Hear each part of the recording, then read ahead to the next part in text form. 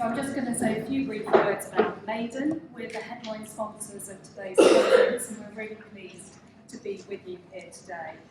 We're a software company with a mission to change what's possible for clinicians and patients, and we've been working with talking therapy services for more than 15 years.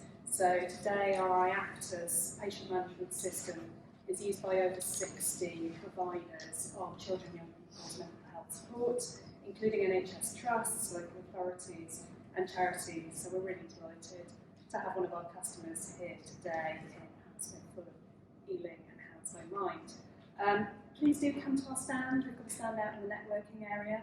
Come and chat to us, the Maiden team, but also the speakers who are coming on next. They're going to be available to answer more of your questions if you want to come and spend some time with them during the break. And we also have handcrafted chocolate buttons for each of you. So if you'd like to come over and collect your pack of chocolate buttons, we'd be really pleased to see you. We have a prize draw, and we'll be really happy to show you iaptus and talk to you about what you can do to support your service. So I'm delighted now to invite Anya, Martine and Nana to come up and tell you about how they've been improving the effectiveness of services for children and young people in West London.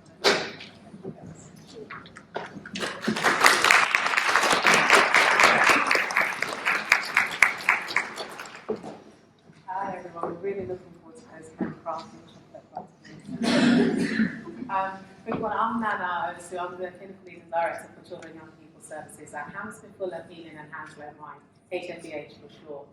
I'm a counsel clinician by background and joined the voluntary sector 5 years ago.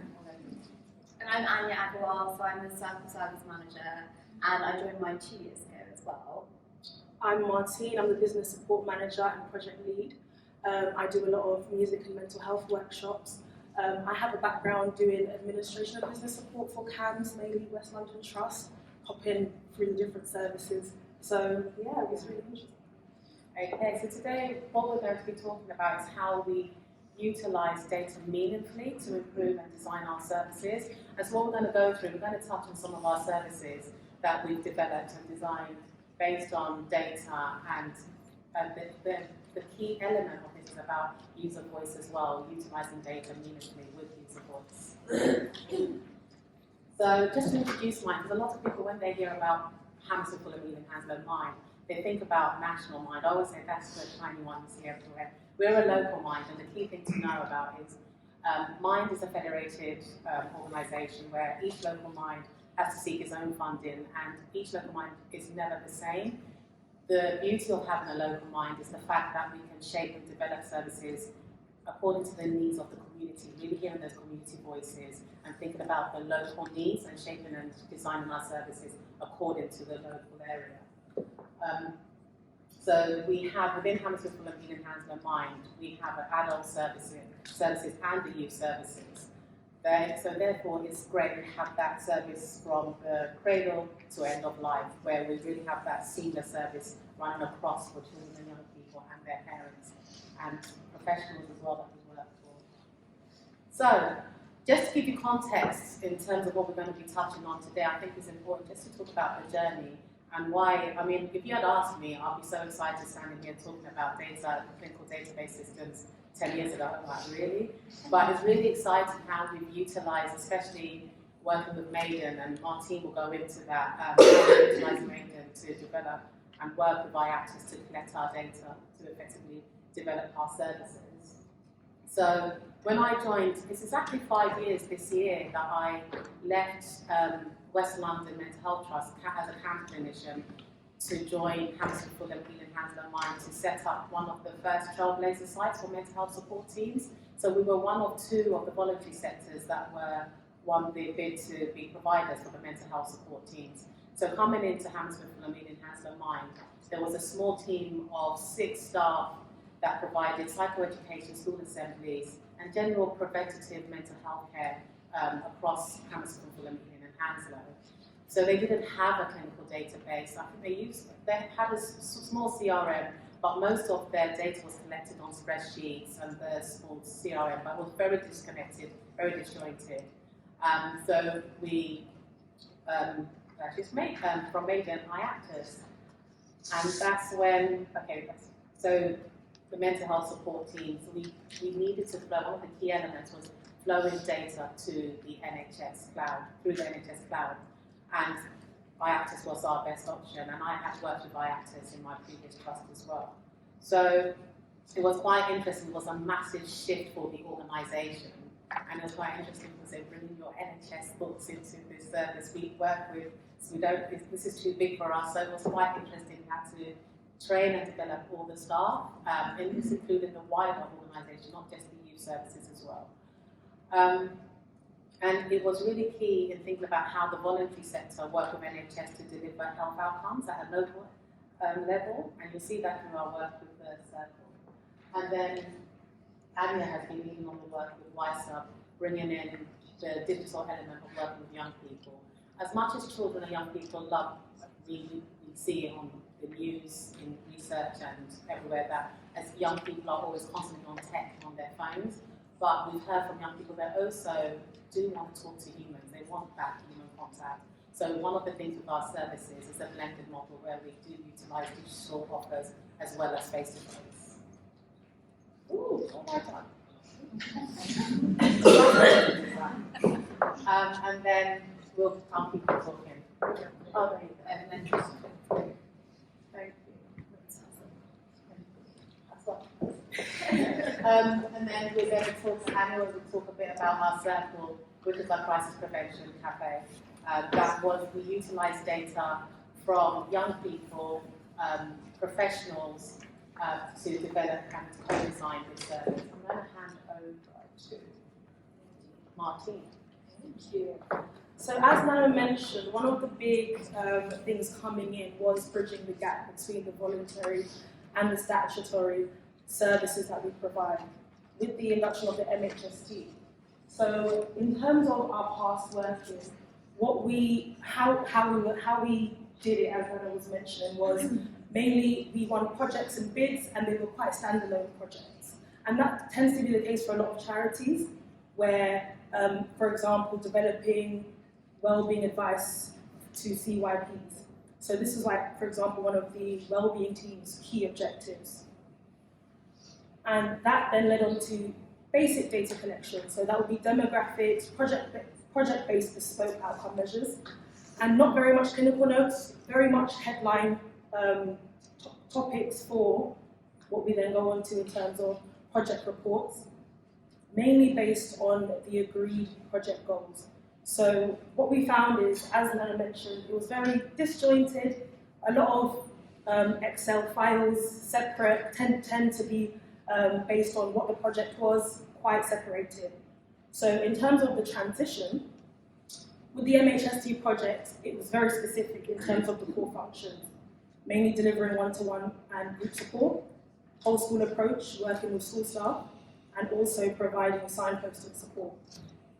And on top of that, still working with all of our bids and our projects in a separate sense. So what iaptus did for us was allowed us to collect a very detailed data set for all of our projects. So that included demographics, referral information, care pathway monitoring, full assessments, detailed care notes, standard and bespoke outcome measures, which is very important, SDQs being one of the main outcome measures for the MHST, but as well with our own projects, we have the WEM, WBS, and especially for any small initiatives that we work on, like Brain Buddies, that would be very bespoke outcome measures to that project as well, we're able to host on iaptus. Also having all supporting documents in one place and a very clear audit trail, which is very important for NHS-funded projects. So from this, we had a lot of asks, a lot of reporting that we needed to do because of this MHST. Mainly, the monthly NHS cloud uploads. We also had quarterly commissioners' reports for monitoring. We also had quarterly biovirus sharing. We also have internal performance monitoring and a lot of different ad hoc reports. When you are answerable to a lot of commissioners, there tends to be requests coming left, right, and centre. And iaptus has a great way of allowing you to have a very nice report portal. There's a report and then there's dashboards. And what that does is it's able to pull very standardized sort of reports, especially for the NHS cloud, making it very easy. But what we were finding with all of these asks was that we were still having issues with, okay, this report has this information, but this other report on the system has this information, and we then combine them. But that leads to a lot of disjointed work, and it leads to a lot of man hours, and it leads to a lot of GDPR risk, having many, many different reports downloaded and then having to push them into one on our side at the end. So working with the Maiden team, we developed a bespoke report. Sorry, my thing came out of the box there, but this bespoke report helps us combine all of the key data asks. What we find is we get asked similar things, but sometimes very tailored things. So we put all of that information together, created a specification, and discussed with Maiden how to make that a reality. So now we have our own bespoke dashboard report just for our service, which makes all of our reporting very easy. It's easy for us to plug it into our own algorithms, make it very easy to monitor what our practitioners are doing, how well they're doing, etc. We also pulled a lot of key data insights from this. One of which, so we'll go for gender and ethnicity trends. What we found is that in terms of male to female ratio, we were seeing about twice as many women as we were males. And we also found that even though we work in Hammersmith, Fulham, Ealing and Hounslow, which have quite large Asian and Black population of people, we were seeing very small numbers of them coming through our service, which helped us to think about how to combat this, leading to a Black Boys project, which was a project specifically for young Black boys, who we found were, in terms of all the demographics, were the least reached.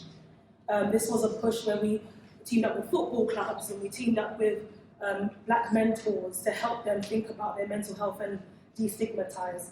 In addition, a Chai and Chat project for South Asian communities.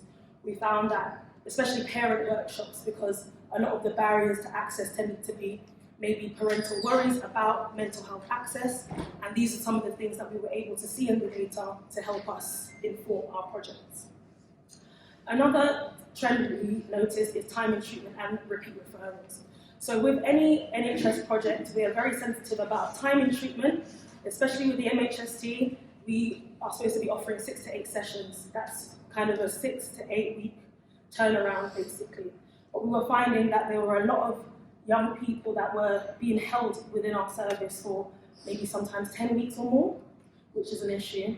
And also we were able to see that the number of repeat referrals was increasing as well. So from that we were able to justify and think about the use of the WISA AI tool, which Anya will go into a little bit later, so I'll move on. Also referral thresholds and discharge outcomes. What we were finding is that, of course, the main clientele we're seeing is based on anxiety. That was the main referral reason. We also saw that a lot of people tended to be signposted onwards, and a lot of them were not meeting our referral criteria. Mainly, the threshold was actually too high, and this led into the justification around the Circle Crisis Prevention Service as well, so I'll pass it over to Anya to speak more about WISA. Yes, so before Martine kind of goes into how we use WISA with iaptus and how we kind of bespokely combine the two, just to give a quick overview of it, and I know Sammy from WISA is here, so if you have any specific questions, do go and ask him. But essentially WISA is a kind of closed AI tool, so when we launched it in schools, there was a lot of hesitation around it because ChatGPT was sort of released at the same time. But it is different in that it's closed. Every pathway that the young person has in terms of conversation with WISA has been approved by clinicians, so it is all clinically validated. And they do have a large kind of findings bases to show that it is safe and ethical. So as Martine was saying, kind of the reason why WISA came about, and we'll talk about the different pathways to which young people use WISA at our service, was around actually a lot of people needing more support and that continuation of care, but also some people not meeting the threshold of some of our services. And as our focus as a HFEH, my new services, we do have a large focus on early prevention, and that is sort of what the app is made to do. It's thinking about young people who maybe aren't reaching the threshold of NHST, so mental health support teams, maybe those who aren't in crisis not needing to access the Circle, or maybe for those who kind of need it alongside one-to-one support. And it really takes what is like CBT worksheets that you might use as homework in CBT sessions, as what it's normally called.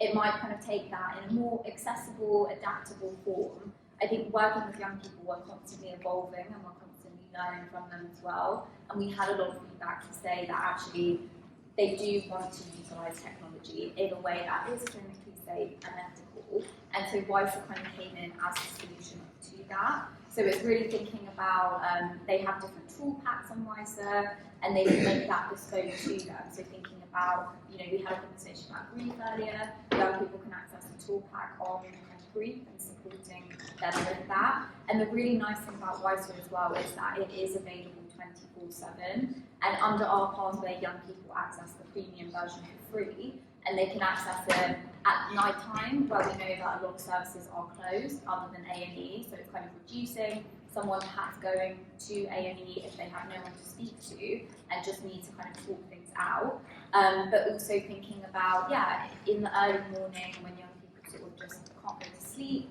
they can do a sleep tool pack, that sort of thing. So it really has come in at quite a nice time, and we'll speak through as well the different pathways that we use in terms of utilising WISER. But Martine's going to talk about the system integration with iaptus and how that's kind of flowed for us.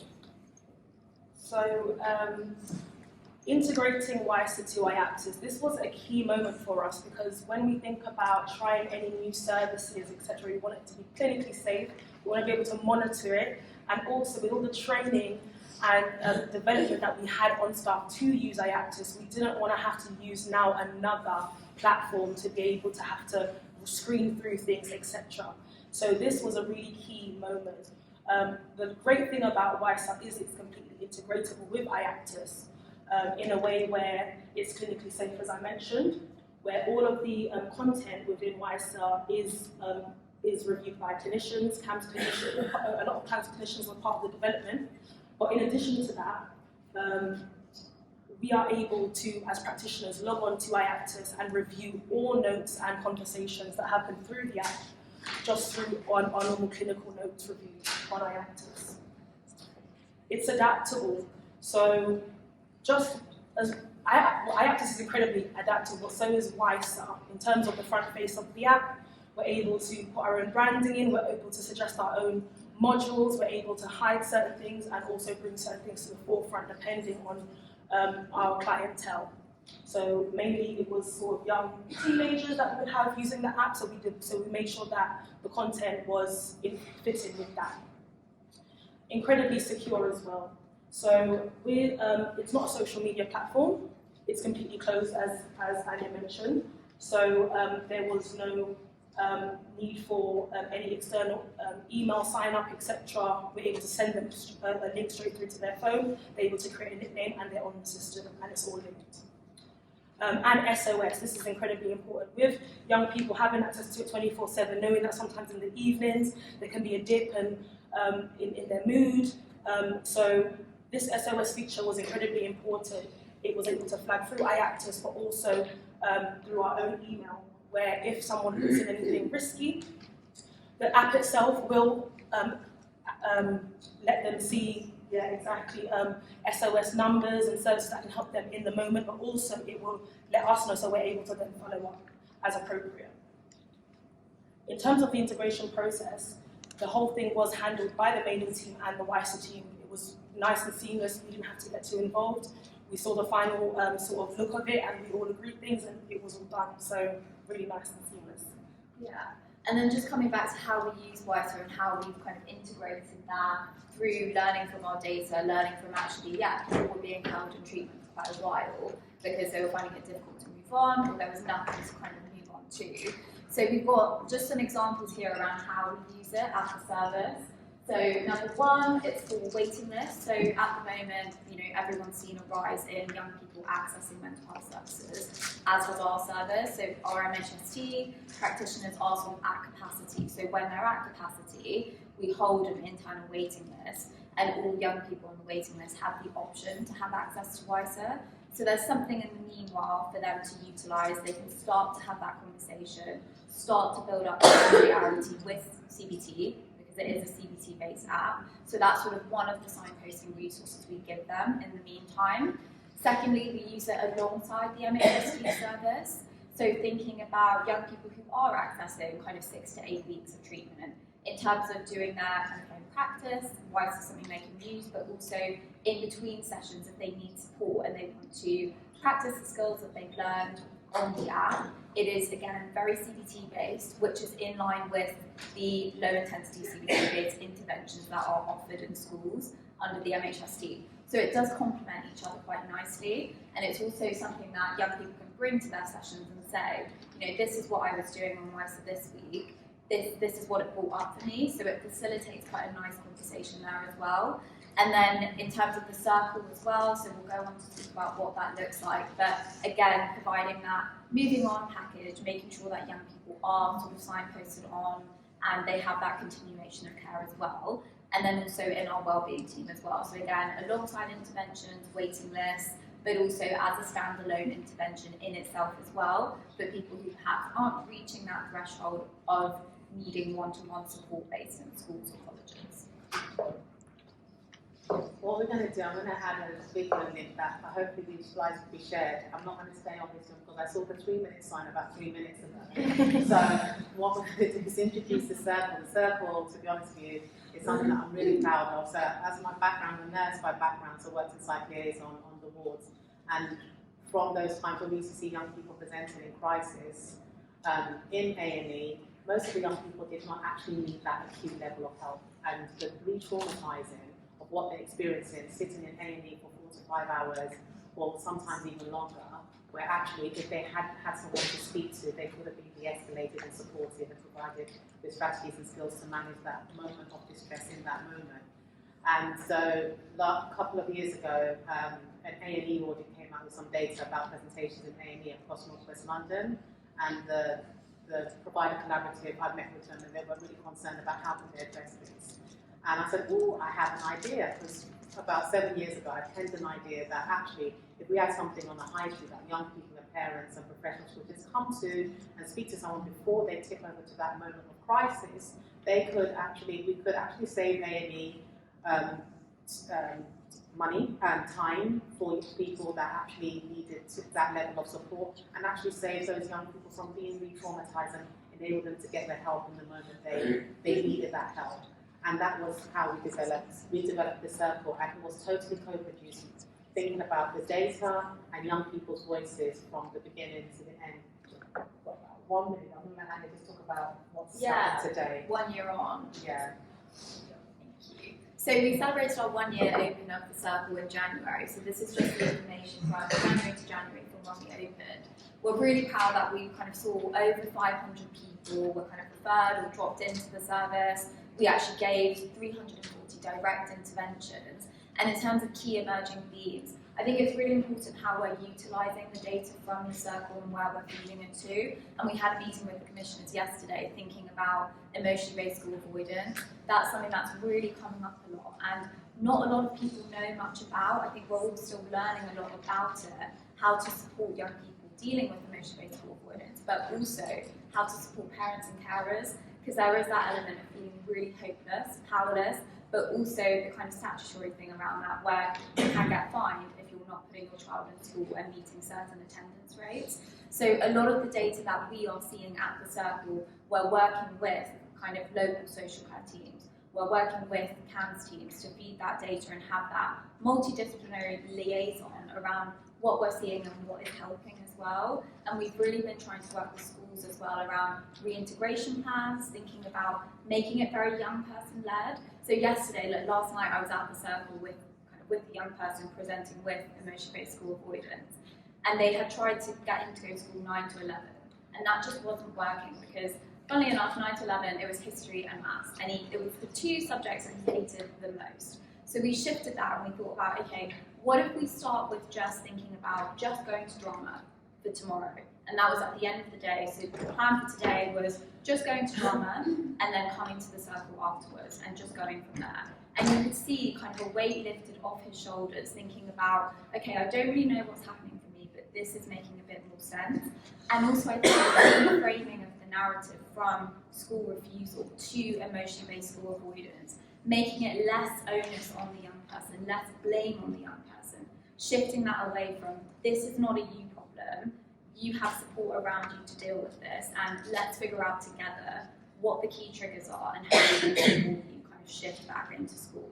So the data's been really important for us, seeing those themes, training our practitioners as a result of that, and iaptus have been incredible at helping us to do that, being able to pull these themes and therefore train practitioners as a result and feed that data back to the NHS as well. Thank you. And this is the end, we're just going to want you to think about how do you within your services and organisation utilise data that you collect to impact and design your services and your provision meaningfully.